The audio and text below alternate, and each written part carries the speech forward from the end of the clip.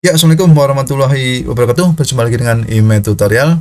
Oke, pada kesempatan ini saya akan membahas tentang materi pertidaksamaan rasional, di mana kita bahas soal yang keluar dalam ujian sekolah atau ujian nasional. Oke ya.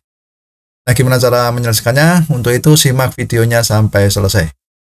Nah, sekarang langsung aja kita lihat dulu soalnya. Oke, ini bentuk soal ujian sekolah ya.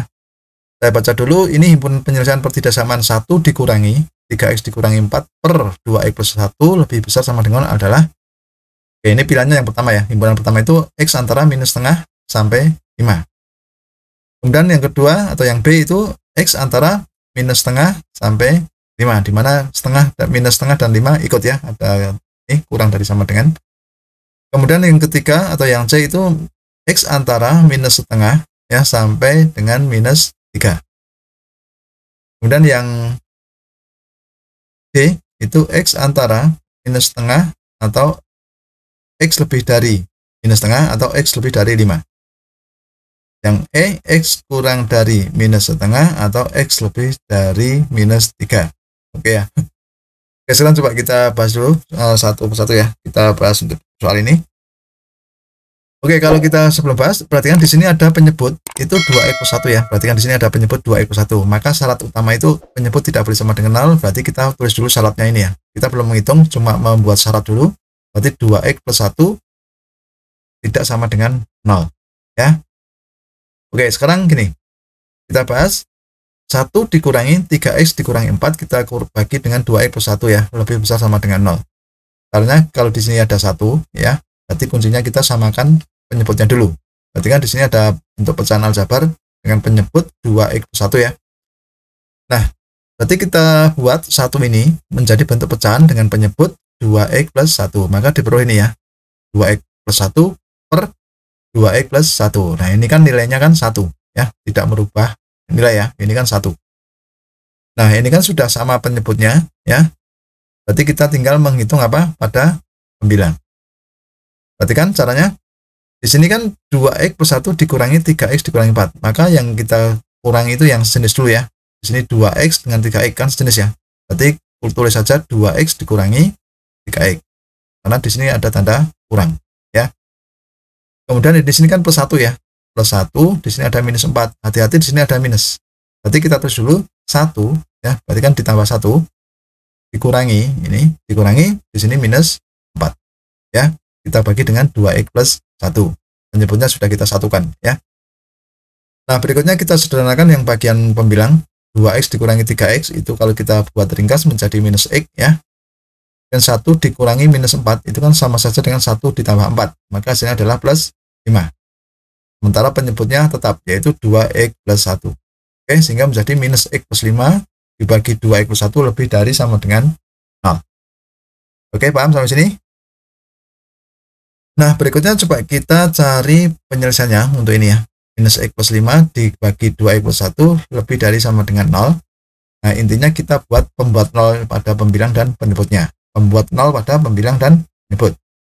Untuk yang pertama, perhatikan pembilangnya minus x plus 5. Kita buat 0, berarti kan minus x ditambah 5 sama dengan 0.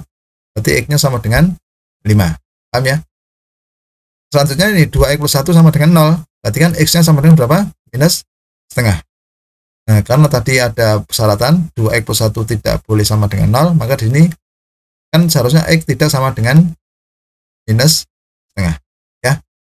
Nah, sekarang kita buat garis bilangan dulu. Di sini kan ada memuat dua nilai x. Yang pertama x sama dengan 5 dan x sama dengan minus setengah. Nah, caranya begini ya. Kita buat garis bilangan ya. Kan karena 5 itu kan lebih besar ya, maka 5 itu kan di posisinya di sebelah kanan ya. Pada garis bilangan kan bilangan yang terkecil kan di kiri. Sementara semakin ke kanan semakin besar. Otomatis yang 5 itu posisinya di kanan dari minus setengah 2. Paham sampai sini? Oke. Sekarang kalau ini tandanya lebih besar sama dengan 0, di sini perhatikan pada pembilang dan penyebut.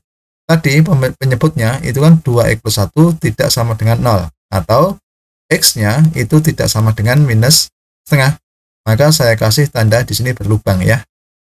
Kalau berlubang itu maksudnya nanti tidak ikut penyelesaian. Karena tidak boleh dari penyebutnya tidak boleh sama dengan 0 atau penyebutnya tidak boleh sama dengan nilai x sama dengan minus setengah ya. Nah, kalau pembilangannya kan di sini karena tandanya lebih bisa sama dengan, ada tanda sama dengan ya. Maka di sini saya kasih yang istilahnya tertutup ya, lubang yang tertutup. Oke, paham ya sampai sini ya. Nah, setelah kita meletakkan angka ini ya, angka-angka pembuat nolnya ini di sini, selanjutnya kita cek ya untuk menentukan apakah positif atau negatif. Di sini kan memuat X sama dengan 0 antara minus setengah sampai 5 ya. Maka kita cek aja ketika X ini saya ganti 0 ya, diganti 0. Nilainya positif apa negatif. Cuma gitu aja. Coba kita cek ketika X-nya sama dengan 0 atau ini di sini kita ganti 0. Berarti kan 0 ditambah 5, berarti yang atas 5 ya. Yang bawah menjadi 0 tambah 1 berarti 1 ya. Berarti kan menjadi 5/1. Nah, berarti kalau di sini X-nya diganti 0, itu artinya hasilnya 5/1 atau 5. Nah, 5 itu kan bilangan positif. Nah, kalau kita sudah menemukan, oh di sini hasilnya positif, berarti kita kasih tanda di sini positif ya. Nah, ini di sini antara ini kan ada 3 bagian. Sebelah kiri sini, terus antara ini ya, kemudian di sebelah kanan 5. Paham ya sampai sini ya? Nah, di sini kan memuat 0, berarti daerah yang sini itu bernilai positif. Sekarang kita cek lagi untuk X sama dengan minus 1. Berarti kan di sini ada minus setengah, otomatis minus 1 di sini ya. Kita cek apakah hasilnya positif atau negatif. Kalau X-nya di sini kita ganti dengan minus 1, pembilangnya dulu X diganti minus 1. Berarti di sini menjadi minus 1 atau menjadi 1 ya, 1 ditambah 5. Hasilnya adalah 6. Oke, pembilangnya 6. Kalau di sini X-nya diganti minus 1 menjadi minus 2 ditambah 1 atau minus 1 ya. Berarti kan menjadi 6 per minus 1. Berarti hasilnya adalah minus 6. Nah, berarti di sini hasilnya adalah bilangan negatif. Kita tulis tanda negatif. Nah, terus sini kita cek. Kita cek di sini X sama dengan 6 misalkan ya. Kita cek X-nya 6 ini kita ganti di sini. Berarti kan menjadi minus 6 plus 5 ya. Berarti kan jadi minus 1 ya. Oke, di sini minus 1 yang atas. Kemudian yang bawah atau penyebutnya X-nya diganti 6 menjadi 2 kali 6 itu 12. 12 tambah 1 kan 13. Jadi di sini kalau X-nya diganti 6 ya, itu menjadi minus 1 per 13 ya, kan 12 tambah 1 ya. Oke, ternyata hasilnya negatif ya. Nah, berarti kalau di sini negatif, di sini kita kasih tanda minus ya.